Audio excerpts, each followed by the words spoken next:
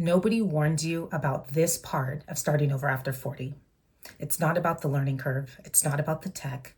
It's about the silence. The people who don't get it, the people who think that you should be grateful for what you had. If you are 35, 40, 55 plus, and you feel that it's too late, I'm here to tell you that it's not. If you are scared to start over because of your age, stay with me because I'm going to be sharing with you a few things that I wish people would have told me. So, first, the identity crisis is real. What do I mean by that is when you are starting over at 35, 40, 50, 60, it feels like you are losing a huge part of yourself. It's like your old self is now gone. It died because now you are transforming into someone new and you feel like, oh my gosh, like I'm already halfway through my life and I feel like I have to start over. And people don't really talk about that identity crisis because your identity was so attached to who you used to be. But something deep inside of you is telling you that that isn't enough. There's something more that you want out of life. And so you find the courage, you find the strength to pivot. Maybe you find the strength to move, to get out of that relationship, to switch careers. You do the thing that you feel that you are called to do. And now you still feel lost. And nobody gets it because your old life to the outside world looks perfect. It looked perfect. Everyone thought that it was okay. And they're questioning like, well, why? Why can't you just be happy with what you had? But you know that if you settle, there's going to be that emptiness in you for the rest of your life, telling yourself, well, what if? What if I had not listened to everyone around me? What if I had not let society dictate what I need to do at this age? What if I went after my dreams? And so that identity crisis is the toughest part because as you are transforming into a new person, you have to almost shed the old person away. And another thing that I want to mention is that we don't talk too often. And when we do see these things online, it's usually in a negative connotation. But I want to talk about how your circle will often shrink. I have experienced this in, I would say, different stages and different seasons of my life. From a young child who was always getting in trouble in school. I had poor grades in elementary school, poor grades in middle school, to then being a completely different person once my family moved us from Central California to Northern California. I felt like I had a fresh start. And so I began to get better grades.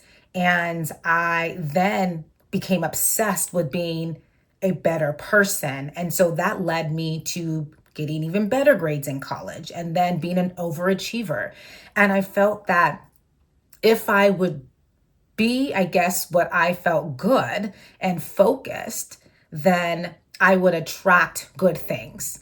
And that only lasted for so long because I noticed at different stages in my life, God wanted me to become someone different. And I noticed that the people around me, especially if they weren't growing, their energy towards me felt like they wanted me to stay stuck. They wanted me to stay the person that was more convenient for them. And so I've had to learn how to not dim my light, not shrink myself in order to make other people feel better about themselves. And if you can relate to it, go ahead and put a comment in the chat because I know I can't be alone. I know that I can't be alone. And this is not to say that, you feel that you're better than other people or the people around you who don't understand. It just means that sometimes when you are on your journey, there's always an expiration date with the people around you at some point, whether it comes to an end because you are no longer here or it comes to an end because they have moved on or things happen, right? But there's always going to be an expiration date. Sometimes people come into your life, you hear this saying, for a season, for a reason, or for a lifetime. Not everyone's meant to be on your journey forever.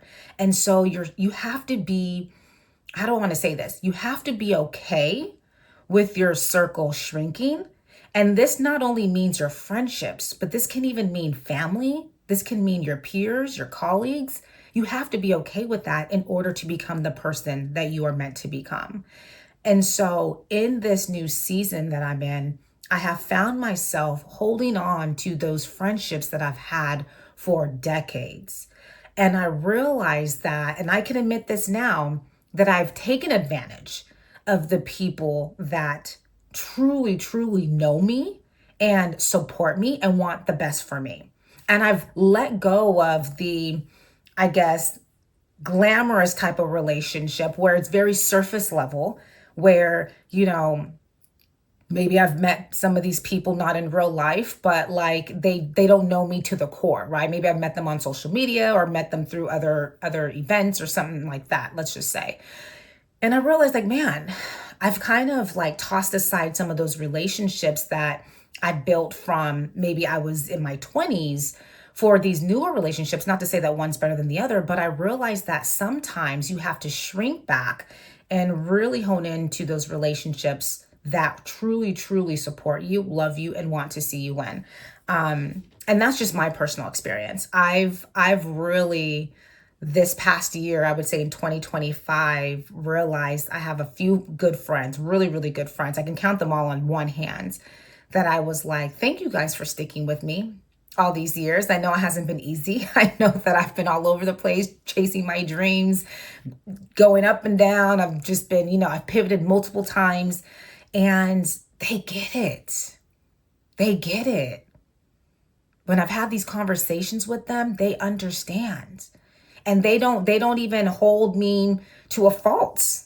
And I feel guilty because I haven't always been there, and I can admit that. And I hope that I can make up time, because I realize that you don't need everyone to be your friend, but those few that you do have, you want to hold on to them tightly.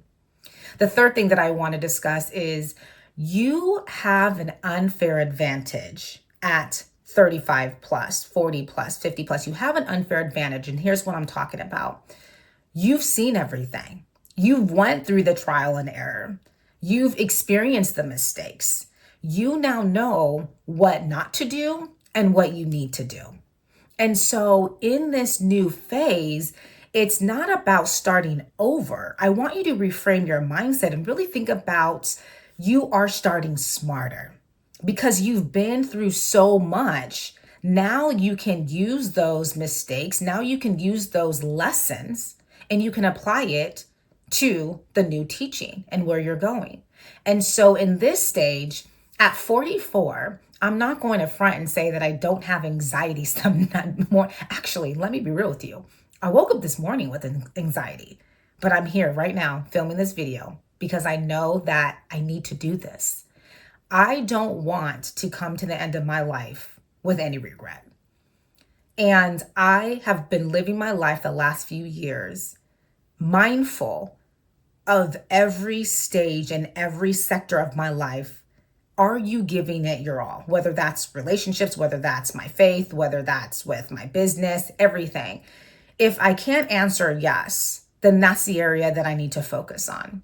And this season, I have to be honest, it's about me. It's about me feeling fulfilled. And yes, I want to make an impact. I think my entire life I've been obsessed with, at a certain point, I would say, probably in my 20s, the moment I became an entrepreneur, I became obsessed with making an impact. But now that I take a step back, I think I've focused so much and put so much pressure on myself to make something happen instead of just enjoying life and the process and the learning and just showing up should be good enough, right? So I would say at your age, if you are 35 plus, you have an unfair advantage. And if you are younger, if you're in your 20s and 30s, you still have so much time. Don't put so much pressure on yourself to get there. Make sure that you enjoy the journey. Make sure that you enjoy the people around you. Make sure that you are giving yourself grace to learn and grow and pivot if you need. Because I'm telling you right now, when you hit 40, it's different. It's so different. And it's crazy because time goes by so fast. It goes by so fast, y'all. And I just want to share, I think in this stage of my life, I am kind of peeling back the curtains. It's like peeling back an onion, right? Like I'm really trying to just show up, be me, and really not try to force anything and allow things to happen as they may and just trust God in the process. And that's all I can ever ask for at this point. And I would say that the last point I want to leave you with is speed is not your metric anymore. When you are 40 plus, I know sometimes we feel like we need to hurry. Oh my goodness. Like I'm almost in my 50s. I'm almost in my 60s. I'm almost in my 70s. Listen, speed is not your metric anymore. Your metric is really about simplifying. Your metric is really about putting systems in place. Your metric should be about you having repeatable systems. Do you get what I'm saying? Because if you focus so much on speed, you may miss the mark again.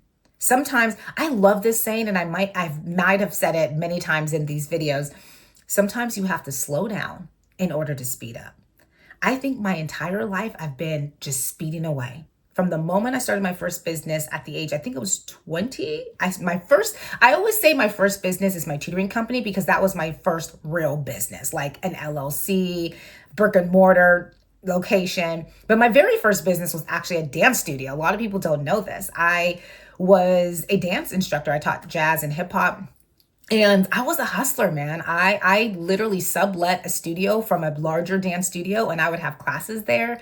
And it was amazing. I loved it. It lasted like a year. And then I went back to school to become a teacher. But that was my very first business. I was 20. I think I was almost 21 when I started it. But yeah, I was pretty young. And then my second business was my tutoring company. But I was always hustling. From the moment I graduated college, I just was hustling. And finally, at 40, I burnt out and I took a sabbatical. And now at 40, well, last year at 43, I needed to come back to slow down. So listen to your body, okay? Speed is not always where you need to be, but it's really about creating the systems in order to sustain. That's the word I'm looking for, in order to sustain what you are now going to be building. I hope this really resonated with someone. If this did, go ahead and drop a comment below and feel free to share this out with your community, with your friend, with anyone that you think is currently going through this.